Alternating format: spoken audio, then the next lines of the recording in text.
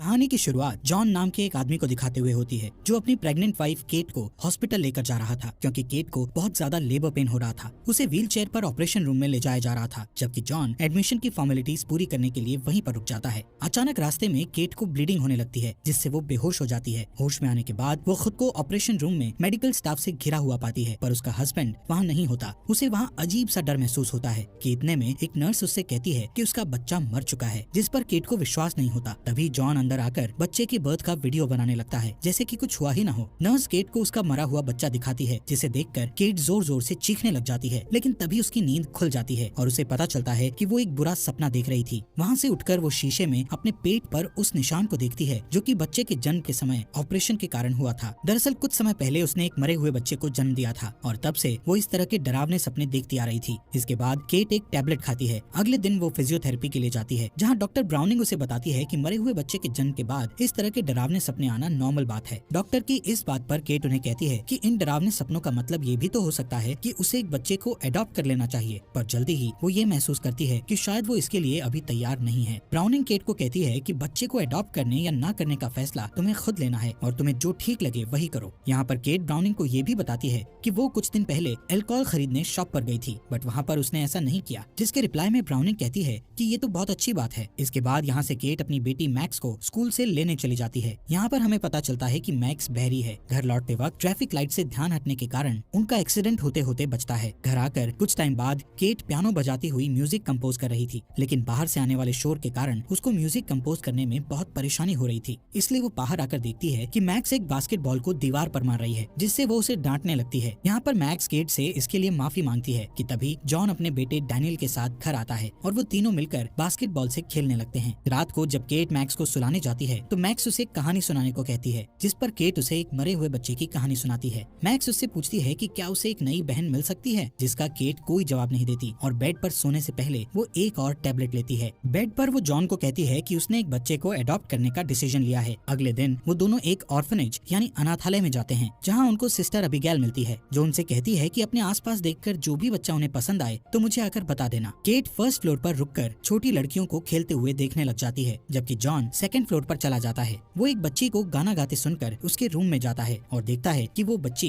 गाना गाते हुए एक पेंटिंग बना रही थी। इस बच्ची का नाम ईस्टर था। ईस्टर जॉन को अपनी पेंटिंग के बारे में बताने लग जाती है। इतने में केट सिस्टर अबिगैल के साथ वहाँ आ जाती है। अबिगैल उनका आपस में इंट्रोडक्शन कराती है, जिसके बाद जॉन और केट ईस्टर से बात करने लगते हैं। ईस्टर उन्हें कहती है कि कोई भी उससे बात नहीं करता क्योंकि वो सबसे अलग है। यहाँ पर जॉन और केट उसे पसंद कर लेते हैं और अबिगैल से उसे अडॉप्ट करने के बारे में बात करते हैं। वो उन्हें बताती है कि ईस्टर रशिया से आई थी और जो आदमी उसे लेकर आया था वो घर में आग लगने से मर चुका था। वो कहती है कि ईस्टर एक बहुत प्यारी लड़की है। इसके 3 हफ्तों के बाद केट और जॉन अबिगैल को गुड बाय कहकर ईस्टर को उस अनाथालय से ले जाते हैं। कार से जाते हुए रास्ते में केट ईस्टर को साइन लैंग्वेज सिखाने लगती है और जब वो लोग घर पहुँचते हैं तो मैक्स ईस्टर को देखकर बहुत खुश होती है। ईस्टर तुरंत उसे अपना इंट्रोडक्शन देने लगती है। यहाँ पर केट उसे बताती है कि मैक्स लोगों के लिप्स पढ़ सकती है। घर के अंदर आकर ईस्टर ग्रैंडमा बारबरा और डैनियल से मिलती है। उस रात सभी उसे वेलकम गिफ्ट करते हैं सिवाय डैनियल के, क्योंकि उसे ईस्टर से जलन हो रही थी, खासकर तब जब वो जॉन को थैंक्स कहने के लिए उसके गले लगती है। अगले सीन में हम देखते हैं कि डैनियल अपने दोस्तों के साथ ट्री हाउस में बैठकर गंदी किताबें पढ़ता है। ईस्टर और मैक्स स्नो में खेलने लगते हैं। घर के अंदर बारबरा और केट मैक्स के बारे में बातें करने लगते हैं। साथ ही बारबरा उसे कहती है कि ईस्टर के घर में सेटल होने के बाद वो अपना टीचिंग का काम फिर से शुरू कर दे, पर वो उसके जवाब से निराश हो जाती है। उस रात केट अपने बेड पर जाने को होती है कि तभी जोर का तूफान आने लगता है। ईस्टर उठकर मैक्स के रूम में चली आती है। जब जॉन और केट प्यार कर रहे होते हैं कि उन्हें दरवाजे पर दस्तक सुनाई देती है। दरवाजा खोलने पर उन्हें दोनों बच्चियां दिखाई देती हैं जो तूफान से डरकर उनके पास सोने चली आई थी। ईस्टर जॉन के पास सोती है। अगले दिन सुबह वो सब स्कूल के लिए निकलने वाले होते हैं कि ईस्टर फैंसी ड्रेस पहनकर नीचे आती है, जिसे देखकर बच्चे हंसने लगते हैं। केट उससे पूछती है कि क्या वो सचमुच उन कपड़ों में स्कूल जाना चाहती है, तो वो उसे कहती है कि दूसरों से अलग दिखने में कोई बुराई नहीं है। फिर स्कूल पहुँचने पर उसकी क्लास टीचर उसका स्वागत करती है, पर एक स्टूडेंट उसका मजाक उड़ाती है। उस दिन मैक्स और ईस्टर ठंड में जमी हुई झील पर खेलते हैं और केट आकर उन्हें डांटती है और कहती है कि वहाँ खेलना मना है। उधर डैनियल अपने पेंट बॉल गन से खेलते हुए एक कबूतर को गलती से शूट कर देता है। वो कबूतर घायल होकर गिर जाता है। ईस्टर और मैक्स उसके पास आते हैं और उसे अपसेट देखकर ईस्टर उसे एक बड़ा सा पत्थर देकर उसके दर्द से छुटकारा दिलाने के लिए कहती है, पर डैनियल इनकार कर देता है तो ईस्टर खुद उस कबूतर को पत्थर से मार डालती है। बाद में ईस्टर नहाने चली जाती है। केट जब रूम में धुले हुए कपड़े रखने जाती है तो देखती है कि ड्रॉवर में एक पुराना बाइबल अटका हुआ है। वो उसे निकाल कर देखती है तो उसमें एक आदमी का फोटो मिलता है। ईस्टर बाथरूम से निकलकर उसे देख लेती है। स्कूल में ईस्टर की वजह से डैनियल के फ्रेंड्स उसका मजाक उड़ाते हैं, इसलिए वो चिढ़कर उसे धक्का दे देता है, जिससे उसके बुक्स बिखर जाते हैं। जब वो उन्हें उठाने लगती है तो उसके क्लास की एक लड़की को उसका बाइबल गिरा हुआ मिलता है। वो दोनों उस बाइबल को लेने के लिए छीना झपटी करते हैं कि वो उछलकर जमीन पर गिर जाता है। ईस्टर उसे जल्दी से उठा लेती है, पर उस लड़की का हाथ उसके चोकर पर चला जाता है और वो उसे डॉगी कहकर बुलाती है। इस पर ईस्टर जोर से चीखती है। बाद में घर पर केट उसे पियानो बजाना सिखाती है। फिर वो स्कूल में हुई घटना के बारे में उससे पूछती है, पर वो उस बारे में कोई बात नहीं करना चाहती थी। तब केट उसे एक स्क्रैप बुक देती है जो उसने उसके लिए बनाना शुरू किया था। ईस्टर उससे उसके मरे हुए बच्चे के बारे में पूछती है। केट उसे सारी बातें बताती है और उसे गुलाब की वो झाड़ी भी दिखाती है जहाँ उन्होंने उसकी राख को बिखेरा था। डिनर के बाद बच्चों को सुलाकर केट और जॉन किचन में ही रोमांस करने लगते हैं कि अचानक ईस्टर वहाँ आ जाती है। अगले दिन सुबह केट ईस्टर से इस बारे में बात करना चाहती है, पर वो पेंट करती हुई बेफिक्र दिखाई देती है और केट से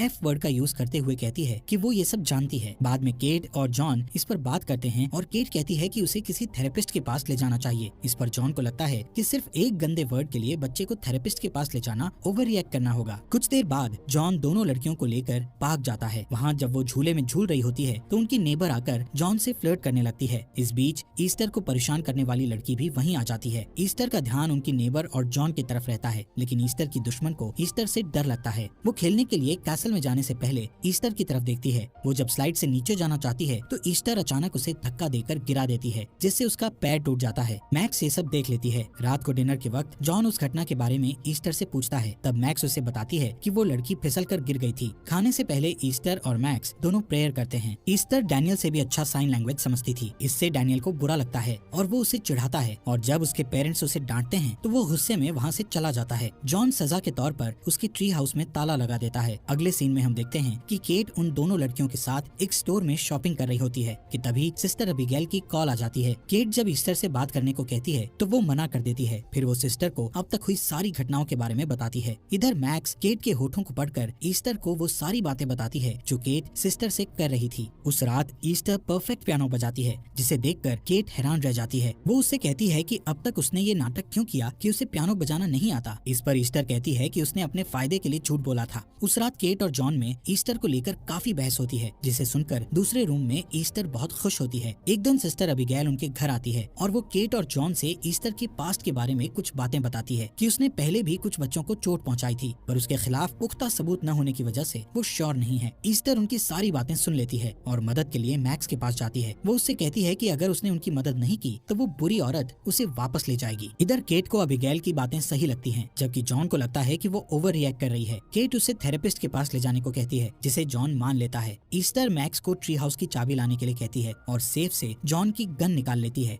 वो उस गन से एक को छोड़कर बाकी सब बुलेट्स निकाल लेती है। उस गन को वो मैक्स के ऊपर पॉइंट करती है, जिससे वो बुरी तरह डर जाती है। अब हम देखते हैं कि सिस्टर अबिगेल जब अपनी गाड़ी में उनके घर से निकलती है, तब ईस्टर मैक्स को एक ब्रिज पर ले जाती है और कहती है कि वो लोग उसे इतना डरा देंगे कि वो दोबारा यहाँ कभी नहीं आएगी। जैसे ही कार ब्रिज पर पहुँचती है, वो मैक्स को धक्का देकर सड़क पर गिरा देती है। अबिगेल की गाड़ी उस पर चढ़ने ही वाली होती है कि वो गाड़ी मोड़कर उसे बचा लेती है। मैक्स को रोता देखकर वो उसे उठाने जाती है, तभी ईस्टर उस पर हथौड़े से हमला कर देती है और उसे रोड से हटाने के लिए मैक्स से हेल्प करने को कहती है। वो दोनों उसे रोड से लुढ़काकर नीचे गिरा देते हैं, पर अबिगेल अभी भी जिंदा होती है, इसलिए ईस्टर उसे हथौड़े से मारकर खत्म कर देती है। फिर वो दोनों ट्री हाउस के अंदर जाते हैं, जहाँ ईस्टर अपने खून लगे कपड़े और हथौड़े को छुपा देती है। वो मैक्स को कहती है कि अगर उसने इसके बारे में किसी को भी कुछ बोला तो वो लोग उसे भी उसकी मदद करने के जुर्म में उसके साथ जेल भेज देंगे। वो मैक्स को ये भी कहती है कि वो उसे प्यार करती है। डैनियल उन्हें ट्री हाउस से उतरते हुए देख लेता है और ईस्टर भी उसे देख लेती है। उस रात ईस्टर एक धारदार चाकू के साथ उसके रूम में आती है और उसे किसी को कुछ न बोलने के लिए धमकाती है।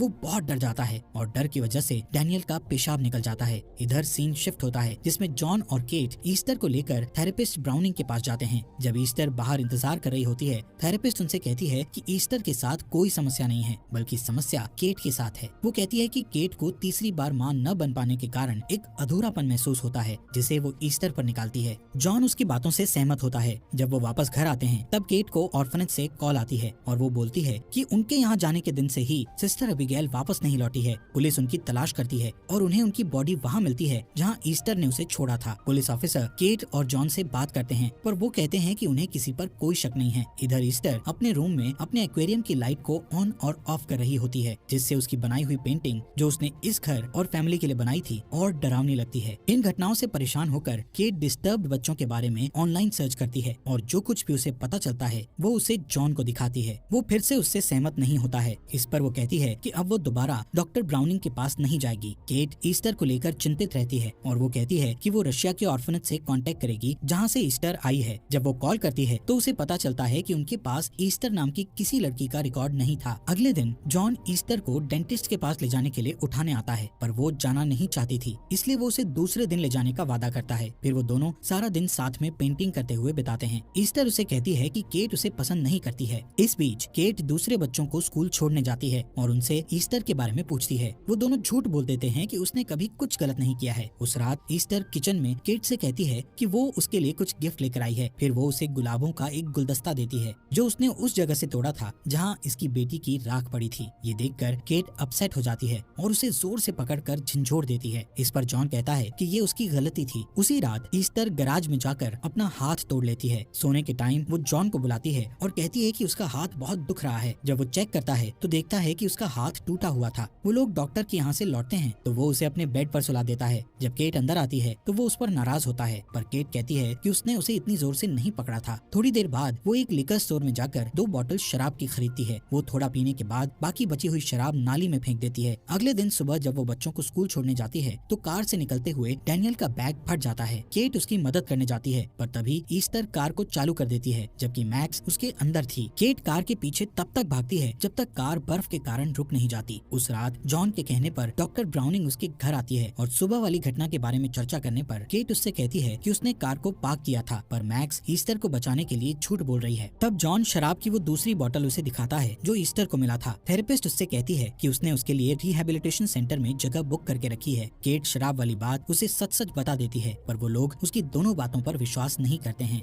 जॉन उससे कहता है कि वो कहानियां बनाती रही है और उसे कहता है कि अगर वो एक हफ्ते में रिहैब सेंटर नहीं गई तो वो उसे छोड़कर बच्चों को ले जाएगा। इस बीच ईस्टर मैक्स को डराती है कि अगर उसने उसके बारे में कुछ भी बोला तो वो उसकी माँ को गोली मार देगी। बाद में डैनियल जब मैक्स के रूम में आता है तो वो उसे अबिगेल और ट्री के बारे में सब कुछ बता देती है। वो कहता है कि वो ट्री हाउस से उसकी छुपाई हुई चीजें निकाल लाएगा, पर ईस्टर ये सब सुन लेती है। केट रात के समय उठती है और चुपके से मैक्स के कमरे में जाती है, पर अचानक ईस्टर लाइट जला देती है। वो लोग उन घटनाओं के बारे में बातें करते हैं कि ईस्टर उसे उसकी वो डायरी दिखाती है जो उसके पास थी और उसे बताती है कि वो उसे पढ़ चुकी है, पर केट को उससे कुछ फर्क नहीं पड़ता। अगले दिन केट फिर से ऑर्फनेज में कॉल लगाती है, पर जब उसे कुछ पता नहीं चलता तो वो ईस्टर के बाइबल को ढूंढती है जो कि उसे उसके महंगे खिलौनों के बीच छुपा हुआ मिलता है। उसे उसके अंदर कुछ आदमियों की तस्वीरें मिलती है। वो देखती है कि उसमें सारने इंस्टीट्यूट लिखा हुआ था और वो तुरंत उस शब्द का अर्थ ऑनलाइन ढूंढने लगती है और वहाँ से मिले नंबर पर फोन लगाने पर उसे पता चलता है कि वो कोई ऑर्फनेज नहीं बल्कि एक मेंटल हॉस्पिटल था। इस बीच डैनियल चुपके से अपने घर से निकलकर ट्री हाउस में जाता है ताकि वो ईस्टर द्वारा छुपाई गई चीजों को निकाल सके। ईस्टर उसका पीछा करती है और सबूतों पर पेट्रोल डालकर उसे जला देती है और डैनियल को उस जलते हुए ट्री हाउस के अंदर लॉक कर देती है। वो अपनी माँ को पुकारता है, पर वो ईस्टर के बारे में छानबीन करने में बिजी रहती है। ट्री हाउस की छत पर चढ़कर डैनियल मदद के लिए चिल्लाता है। वो लकड़ी के एक बीम पर गिरता है और वहाँ से फिसलकर जमीन पर गिर जाता है और ईस्टर उसे देखती रहती है। केट आग को देखती है कि अचानक उसकी नजर ईस्टर पर पड़ती है जो एक बड़ा पत्थर लेकर डैनियल को मारने जा रही होती है। मैक्स उसे धक्का देकर दूर हटा देती है और इससे पहले कि वो और कोई नुकसान पहुंचाती केट वहां पहुंच जाती है। डैनियल जिंदा रहता है। थोड़ी देर बाद वो सब हॉस्पिटल में होते हैं और डॉक्टर उन्हें बताता है कि डैनियल को सीरियस नेक इंजरी हुई थी जिसके कारण उसे कुछ भी याद नहीं है।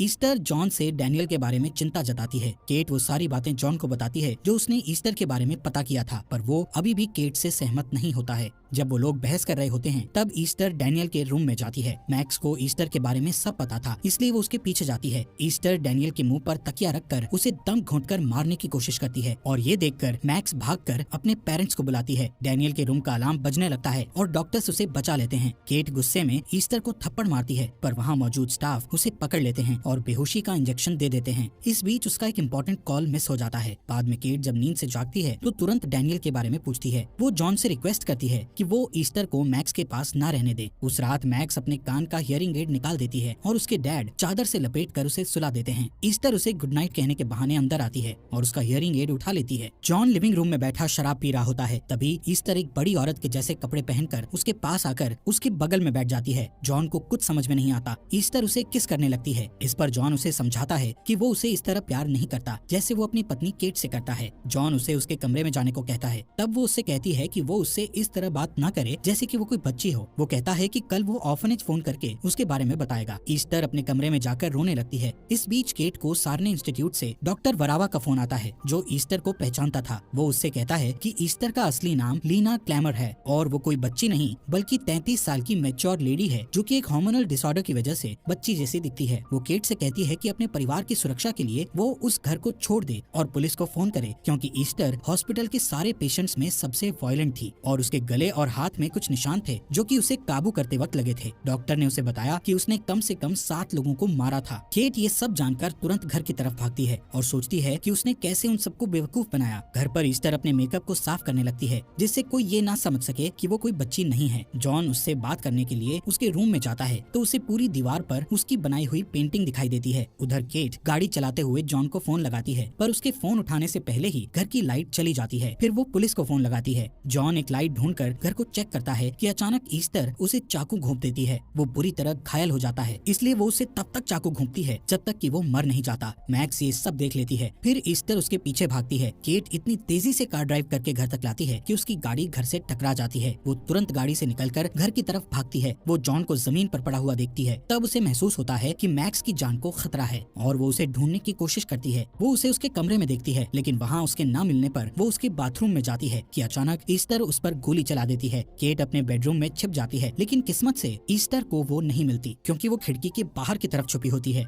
मैक्स बाहर गार्डन में छिपी होती है और ईस्टर उसे ढूंढते हुए वहाँ तक पहुँच जाती है। केट उसे छत के शीशे से देखती है कि तभी ईस्टर उसे देखकर उस पर दोबारा गोली चला देती है। तब उसे मैक्स भी दिखाई देती है और वो उसे देखकर उस पर भी गोली चलाती है। मैक्स बच जाती है क्योंकि केट शीशे की छत को तोड़कर ईस्टर के ऊपर गिरती है। कुछ देर बाद मैक्स केट को जगाती है। वो उठकर गन उठाती है और मैक्स को गोद में लेकर जंगल की तरफ चली जाती है। इतने में पुलिस वहाँ पहुंचकर घर के अंदर जाती है, पर ईस्टर वहाँ नहीं होती। ईस्टर हाथ में चाकू लेकर केट और मैक्स के पीछे भागती है। फिर वो दोनों जमी हुई झील पर गिर जाती हैं और लड़ने लगती हैं। ईस्टर बेरहमी से उसे मारती है। मैक्स गन उठाकर गोली चलाती है, जिससे बर्फ टूट जाता है और झील में एक गड्ढा बन जाता है। वो दोनों उसमें गिर जाती है। वो तब तक लड़ती है जब तक कि केट ईस्टर को बेबस नहीं कर देती। जब केट उससे बाहर निकलने लगती है, तब ईस्टर फिर से उसे पकड़ लेती है और उससे अपनी जान बचाने के लिए रिक्वेस्ट करती है, पर केट उसे लात मारकर वापस झील में